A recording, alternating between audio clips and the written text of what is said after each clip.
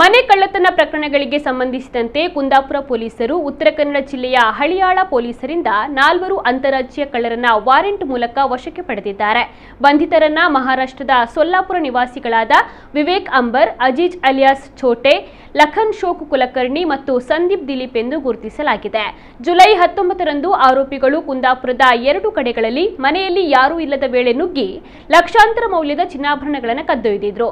ಕುಂದಾಪುರ ಪೊಲೀಸರು ಅವರನ್ನ ವಶಕ್ಕೆ ಪಡೆದು ನ್ಯಾಯಾಲಯಕ್ಕೆ ಹಾಜರುಪಡಿಸಿದ್ದು, ನ್ಯಾಯಾಲಯವು ಅವರನ್ನ ನ್ಯಾಯಾಂಗ ಬಂಧನಕ್ಕೆ ಒಪ್ಪಿಸಿದೆ. ಬಂಧಿತರ ವಿರುದ್ಧ ಬೇರೆ ಬೇರೆ ಕಡೆಗಳಲ್ಲಿ ಹಲವಾರು ಪ್ರಕರಣಗಳು ಕೂಡ ದಾಖಲಾಗಿದೆ.